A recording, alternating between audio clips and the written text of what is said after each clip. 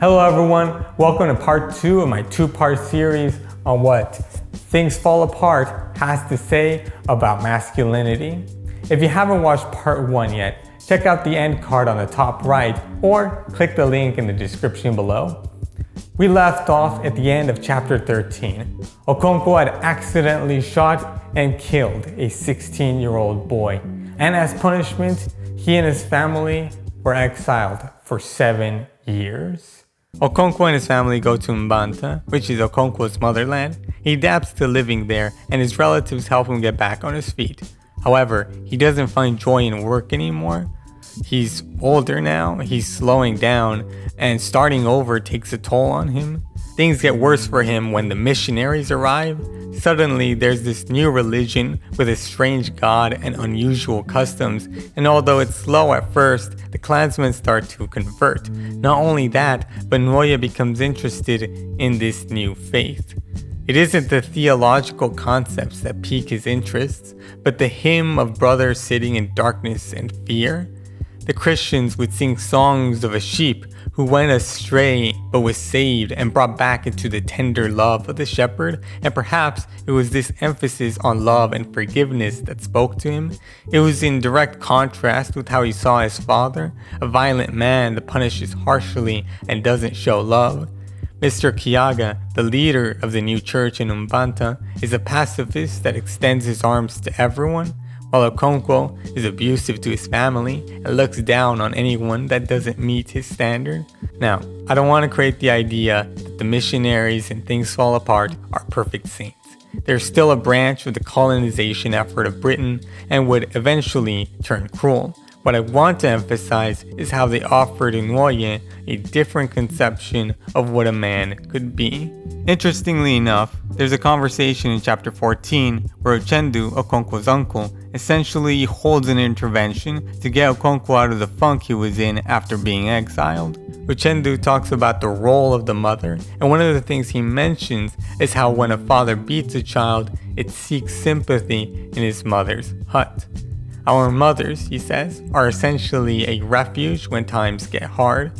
Later, when Okonkwo hears that Nwoye was with the missionaries, he chokes and threatens him, and only lets go when Uchendu intervenes. In a way, Okonkwo didn't heed the advice that was given to him, and he paid the price. From that point on, Nwoye leaves his father and goes with the Christians to become a teacher. The father beat the child, and it sought sympathy in the more pacifist, motherly church. The relationship between a father and his son severed forever. That night, Okonkwo stares at an open fire, and in the flames he sees himself, his rage and his power. He wonders how he got such a weak, effeminate son. Okonkwo was called the roaring flame in his youth, but his seed had created a woman in the body of a man. These thoughts bounced around in his head in a chaos that mirrored the dance of the flames. He wondered if maybe his wife had been unfaithful and Nwoye wasn't actually his flesh and blood, but it was clear that that wasn't true. The fire went out, and as he saw the remains, he realized that it was just a fact of life. Living fire begets cold, impotent ash. Except it wasn't a fact of life, an inevitability. We, the readers, can tell that part of what pushed Nwoye away was his treatment at the hands of Okonkwo. This father was so obsessed with raising a boy to be a man that he was willing to use threats and violence to achieve the same. Nwoye wanted nothing more than to please his father, but was unable to reach the standard that was set. For that, he was punished again and again. What does masculinity, faith, and tradition mean to a young man raised in fear? In an inverted reflection of Okonkwo and Unoka, Nwoye would also reject these things that his father stood for. He replaced the masculinity that was based in violence with one that avoided war. In Okonkwo's eyes, Nwoye replaced being a man with being a woman. This scene with the fire is one of my favorite passages in the book. A man filled with anger thinks he sees clarity in the flames of his rage, and yet he's blind. He can't see the damage he has done to himself and others. When I read this passage, I can't help but think of the ways parents to this day will try to control the way their children express their gender. There's a reason that a disproportionate amount of homeless youth is LGBTQ. Some parents have the idea that if their kids perform masculinity or femininity the wrong way, they should be cast out and left to fend for themselves. On a broader level, there are many people in society right now that are trying to control the way men behave. They tell growing boys that to be a true alpha, you must control women, never show emotions, and make money through whatever means necessary. If you can't do that, you're a failure of a man. You're condemned to live your life as a low-value male. They use emasculating insults like beta, cuck, soy boy, and any homophobic slur they can get away with. I see this as harmful rhetoric, and I wonder if this violent policing of masculinity really serves men. It seems to me that it's only stifling our ability to express ourselves and creating a generation of men whose anger towards the feminine will, like Okonkwo, blind them to their own destruction. This exploration of masculinity and Things Fall Apart has been pretty good, with plenty to think about. However, I would be remiss if I didn't mention the most important character for understanding a better path for men going forward, Ezinma. She is one of Okonkwo's daughters and is the one that he's most proud of. She is bold and inquisitive, especially when compared to her siblings. Okonkwo sees in her a sort of masculine spirit and wishes that she had been born a boy. If that had been the case, she'd surely grow up to be a great man worthy of continuing his strong masculine legacy. Or so he thinks. In reality, what makes Ezinma so important for the story is not her so-called masculine traits, but the way she pushes Okonkwo to face the feminine side he desperately hides. For his whole life, Okonkwo has defined himself in opposition to femininity. For example, when he is overwhelmed with grief after killing Ikemefuna, he rebukes himself. He tells himself that such feelings make him a woman. However, after 2 days of not eating, who is it that comes and gets him to finally eat some food? It's Ezinma. The same man who shuns women and their femininity ends up being cared for and restored by a little girl. She reaches him, not through violence or force, but with care. Later, when Ezinma gets sick, Okonkwo assists in nursing her back to health, something out of the ordinary for men in Imofia. In this small moment, we see that despite how strictly Okonkwo wants to follow the gender paradigm set by his society, his love for Ezinma pushes him outside of that role. The best example of Ezinma's impact on Okonkwo is when the priestess of Agbala takes Ezinma away in the night. This situation cannot be questioned by anyone, as it was spoken with divine authority, and there surely be spiritual consequences for anyone who decides to interfere.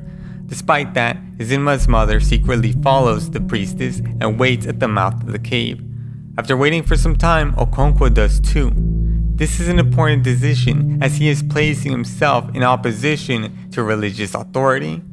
Why does he do this? What for? Well, because he's worried about his daughter. He doesn't know what the priestess will do, and he's willing to put himself at risk to protect his little girl. He's behaving like a parent. Because of Ezinma's place in the story, we can see the limits of masculinity and the power of care, vulnerability, and emotional connection. It is these things that push Okonkwo to become a more well-rounded person. Temporarily, he is able to find a balance between the masculine and the feminine, and, for a moment, break free from the one-dimensional role that toxic masculinity and the patriarchy have put him in. There's a reason that one of his only tender moments with any of his wives comes at the tail end of the storyline with the priestess. When Okonkwo finds his wife waiting at the cave entrance, he tells her to go home. She doesn't, and they share a night together, standing guard for the daughter they love. Because of Ezinma's presence in the story, we can learn an invaluable lesson. As men, we need the feminine. Okonkwo is at his worst when he shuts down his feelings and relies purely on his strength and macho attitude, but when his daughter gives him the space to explore that which he has suppressed, he can start to resemble a whole person. The truth is that no one is entirely one gender. We all have bits and pieces of both. We are a collection of feminine and masculine traits, and if we try to kill one side of us, we limit our ability to grow and improve. In fact, I would say one of feminism's best contributions to women has been to give them the opportunity to explore the part of themselves that society deems to be masculine.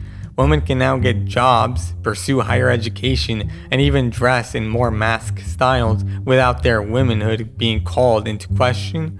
People still try to police women, but there are more avenues for them to explore their entire being.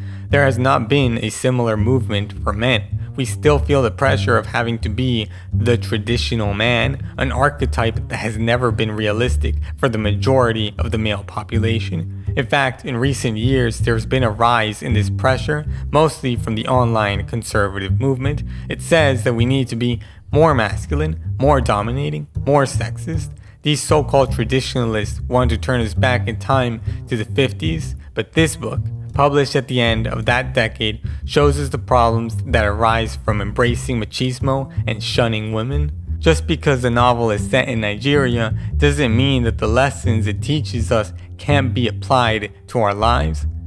Ultimately, the book is about more than just masculinity. I'm not trying to imply that Okonkwo would be saved if he had just read some bell hooks.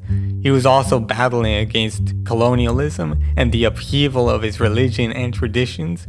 If you've reached the end of this video and have not read the book yet, I highly recommend it. It's a classic for a reason, and there is a lot to be said about its themes of colonization, especially in the third part of the novel, which I barely talked about in this video. If you're the type to care about spoilers, I've left a lot for you to discover, especially with the ending. What I want to leave you with is this. Whether you are a man, woman, or something else, you should explore yourself in your entirety. Just because society has deemed a part of you to be of the gender you don't identify with doesn't mean that it should be suppressed. Considering the rise of incel culture, lux maxing, and pickup artists, I think this message is most important for the men out there. Don't let the worst people in society tell you what a man can or cannot be. They're always wrong because you decide that for yourself. You are the one that sets the parameters of masculinity in your own life, and don't let anyone tell you otherwise. Don't let fear make your choices for you. The only thing a man should be is himself. If you like this video, make sure to like, subscribe, hit that bell, and please tell me in the comments what I should talk about next. If you like my art, give me a follow on Instagram and Kara. A reminder that I do take commissions, so if you want me to turn one of your ideas into a reality, you can DM me on Instagram for more info. I'll see you in the next video.